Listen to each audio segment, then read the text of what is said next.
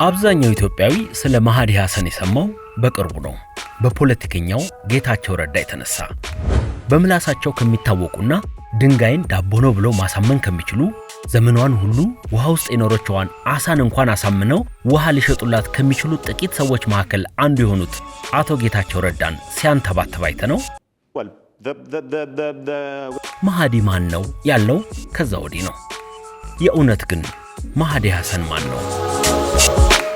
ያልተዘጋጁ ወይም እውነትን ሊያድበሰብሱ የሚሞክሩ ሰዎች ሲያገኝ ሳምባ እንዳየች ድመት የሚቀበዘበዘው መሃዲ ማን ነው?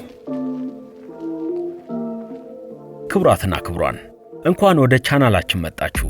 ዛሬ የብዙዎቻችሁን ወቅታዊ ጥያቄ ለመመለስ እንሞክራለን። ሌላው ቀርቶ እነ ሰይፉ ፋንታውንና አዶናይ እንኳን ጠባቸውን ለጊዜው አቁመው እየጠበቁን ነው። ከባድ ኃላፊነት ነው ያለብን። መሃዲ ግን ጋዜጠኛ ነው? ቃለ ምልልስ አድራጊ ነው?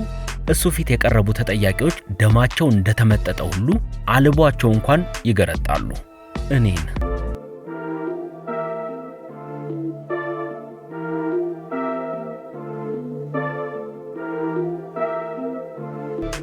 የመሃዲንና የጌችን ቃለ ምልልስ ባየንበት አይን የሌላ ፖለቲከኛ ቃለ ምልልስ ለማየት ትንሽ ቀናት አይናችንን ማለማመድ ያለብን ይመስለኛል።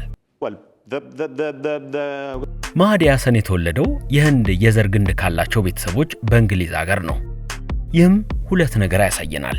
አንድ እንግሊዘኛው ስል መሆኑ፣ እንዲሁም የመከራከር የመሞገት ችሎታውን ከእንግሊዞች እንደወረሰው እንረዳለን። Who am I?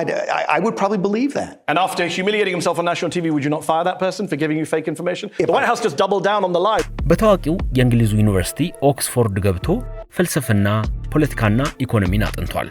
በየቀኑ የዩኒቨርሲቲ ካፌና አገልግሎት አሰጣጥን በማማረር የጀመረው ሙግት ነው ለዚያ በቃው ብለው የሚተርቡት አይጠፉም። ከሆነም እሰየው ነው፣ ጥሩ ልምምድ ሆኖለታል። መሃዲ የሥራ ሕይወቱን የጀመረው እዛው ሀገሩ እንግሊዝ ነው። ተመርቆ ወደ ሥራ ሕይወት ለመግባት ከሌሎች ጓደኞቹ የዘገየው መሃዲ መሆን የምፈልገውን ሳይሆን መሆን የማልፈልገውን ነገር ብቻ ነው ማቀው ይላል ስለ ሥራ ሕይወቱ ሲያስታውስ። ከበርካታ የቅጠሩኝ ደብዳቤ በኋላ አይቲቪ የጀማሪ ሪፖርተርነት ማዕረግ ሰጥቶት ወደ ሥራው ዓለም አስተዋወቀው። እያለ ወደ እንግሊዙ ቻናል 4 መቀላቀል ቻለ። በዚህ ሚዲያ ገና ከመግባቱ እውነትን አንዴ ፈልፍሎ ከያዘ በኋላ ተጠያቂዎቹን እስኪነስራቸው በመሞገቱ ቶሎ በብዙዎች ዕውቅና ሊያገኝ ቻለ። እጁ ላይ የሚይዛት በግራ ቀኝ የተጣራች እውነት ጥይቱ ናት ይላሉ አብረውት የሰሩ ባልደረቦቹ። ከቻናል 4 ወዲያው በተሻለ ክፍያ የሀገሪቷን ምርጦች የሚሰበስበው ቢቢሲ በእጁ አስገባው። በነገራችን ላይ ሌሎች ጋዜጠኞች በየዕለቱ እንደሚሰሩት የህዝብ ግንኙነት ሥራ መስራት ፍላጎት አይደለም።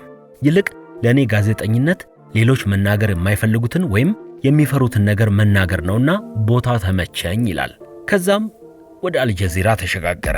ሃፊንግተን ፖስት፣ ዘ ኢንሴፕተር፣ ኤምኤስኤንቢሲ፣ ከዛም ወደ ራሱ ሚዲያ ማቋቋም እንዲሁም እንደ አልጀዚራ ባሉ ታላላቅ ሚዲያዎች ትልልቅ ቃለ ምልልሶችን ለመስራት በብዙ ሚሊዮን ዶላር ስምምነት ተመልሷል። መሃዲ እንደሚለው ብዙ ሰው በዜናው ሚዲያ ላይ ተስፋ ቆርጧል። አጋነን ካትበሉኝና ያንን ለመቀየር የበኩሌን በተለየ መልኩ እየጣርኩ ነው ይለናል። እውነት ቀለቡ የሆነው መሃዲ ሐሰን። መሃዲ የበለጠ የታወቀው በአልጀዚራው የእንግሊዝኛ ቻናል ተወርዋሪ ሞጋች፣ ገዳይ ሞጋች በመሆን ሌላ ቦታ በመቀላመድ የለመደች ጦጣ ሆነው ለመሸወድ እንደለመዱት ሊፎግሩ ሲመጡ የእውነት ዶክተር በመሆን መዝምዞ ውሸታቸውን በላብ መልክ ያወጣላቸዋል። ፖለቲከኞቹ አያይ እንደሱ እንኳን አላልኩም። መሃዲ እንዴ አራት አስቁኝ ግን እኮ ያሉት ነገር በቪዲዮና በድምጽ አለኝ ላሰማሁት እንዴ አያይ ቶቶ።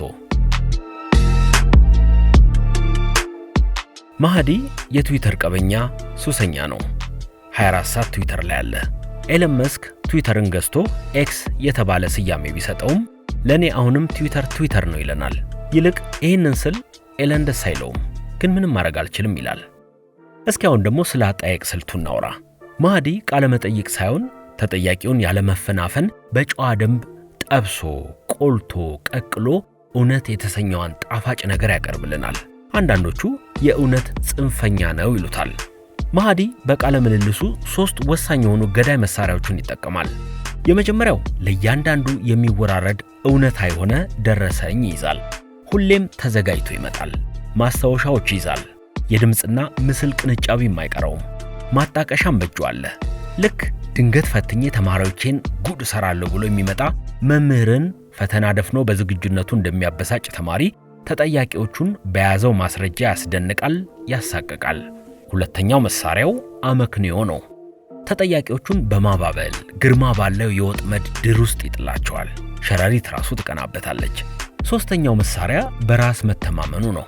ያለ ፍርሃት ስል በሆኑ ቃላት ሲናገር ፈጣን ነው። ከዋሸህ ያገኘሃል። ዞር ስትል ከፊትህ ይመጣል። ሽል ስትል በሌላ የማስረጃ ጫማ ጥፊ ያገኘሃል። ማሃዲ እንዲህ ነው። በእውነት ይሞግታል፣ በእውነት ይዘርርሃል። I'm saying that if there was a way by which you can ask the common people in the street, anonymously, privately, There is, anyway. it's called voting. Understated and thoughtful dunk. ማሃዲ እስከ ዛሬ ከማይረሳውና ተጽዕኖ በመፍጠር እውነትን የፈለፈለበትን ለመጀመሪያ ጊዜም እሱንም ከአሜሪካ ሕዝብ ጋር ያስተዋወቀው እኛ በጌታቸው በኩል እንዳወቅነው ማለት ነው። እዚሁ ጌታቸው በቀረበበት ሄድ ቱ ሄድ በሚባለው ዝግጅቱ ከዓመታት በፊት በነበረውና ተመልካች በቀጥታ በተከታተለው ቃለ ምልልስ በኢራቅ ዘመቻ ላይ የአሜሪካው የግል ደህንነት ትልቁ ተቋም ብላክ ዋተር መስራች የሆኑትን ኤሪክ ፕሪንስን ይዞ ይቀርባል። ሰውየውን መጥበሻ ላይ እንደተጠበሰ ስጋ ያለ ቅመም ጠበስኩት ይለናል። በተለይ ከዶናልድ ትራምፕ ጋር ስላላቸው ግንኙነት የአሜሪካ ጦር በኢራቅ ስለፈጸመው የጦር ወንጀል አናዘዝኩት። ብዙ ማስረጃ ይዤ ስለነበረ እውነቱ ተንጠፍጥፎ ታየ። ከዚህ ዝግጅት በኋላ ብዙ ሚዲያዎች ጉዳዩን ሽፋን ሰጡት። እኔንም ከአሜሪካኖች ጋር አስተዋወቀኝ። የአሜሪካ ኮንግረስም ሰውየውን ወደ ልዩ ኮሚቴው ለጥያቄ አስጠርተውታል። ማሃዲ የያዛትን እውነት እንደ ስዊዝ ናይፍ ቢላ በተለያየ መልኩ ይጠቀምባታል። ማሃዲ ለምን በመላው ዓለም ይደነቃል? በመላው ዓለም እንዲህ ለምን ይወደዳል? ጥያቄ ነው። ይህንን ሲያብራራ 3 ነገሮችን በመጥቀስ ነው። አንደኛ፣ ስልጣንን አይፈራም። ፕሬዝዳንቶችን፣ ሚኒስትሮችን፣ ባለጸጋዎችን በኩል ስሜት ይሞግታል፣ ይፋለማል። አይንቀጠቀጥም፣ አይንተባተብም። እንደውም ቆይ እዚህ ጋር ላረሙት ጌታዬ በሚለው አባባሉ ይታወቃል። ሁለተኛው፣ እውነትን ብቻ ያከብራል። በፖለቲካው ላትስማሙ ብትችሉ እንኳን በአንድ ነገሩ ትስማማላችሁ። የቤት ስራውን በደንብ አጠናቆ የሚመጣ ቆቅ ነው። እውነትን አጣርቶ መዝኖ አመሳክሮ ይቀርባል። ተጠያቂነትን በቀጥታ አናፍጦ ይቀበላል። ሶስተኛ፣ የአዲሱ ጋዜጠኝነት ስልት ይወክላል። እንግዳዎቹ በቃላት በብልጣብልጥነት በግርማ አጀንዳ በሚያስቀይሩ አብረቅራቂ ሐሳቦች ሊደበቁ ሊሸውዱ ሲሉ ወደ ነጥቡ በድፍረት ይመልሳቸዋል። እንደ ሌሎቹ ስስ ጋዜጠኞች አንገቱን እስኪያመው በመስማማት አይነቀንቅም። ትክክል ኖት፣ ጥሩ ነጥብ ነው ጌታዬ፣ ትንሽ ሻይ ወይ ቡና አይነት መፈናፈኛ አይሰጥም።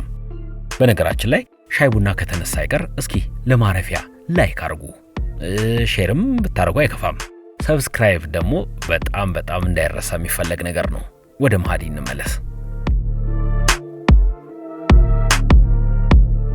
የሚሰራ ሰው ይሳሳታልና አንዳንድ አከራካሪና የሚያስተቹ ነገሮች ተነስተውበት አያውቁም ማለት አይቻልም። አንዳንዶች ከሚገባው በላይ ይጋፈጣል፣ ቶሎ እንግዶችን ያቋርጣል ይሉታል። አንዳንዶች ደግሞ ወገንተኛም ነው ይሉታል። ግን ደግሞ አንድ ጥያቄ ሐሳባቸውን የምታቋርጥባቸው ምክንያታቸውን የምታፈርስባቸው ተጠያቂ መከራከሪያቸው መጀመሪያውንም ደካማ ነው ማለት ነው። ማሃዲ በነገራችን ላይ በሞጋች ስራው በርካታ ዓለም አቀፍ ሽልማቶችን አግኝቷል። ይገባዋል።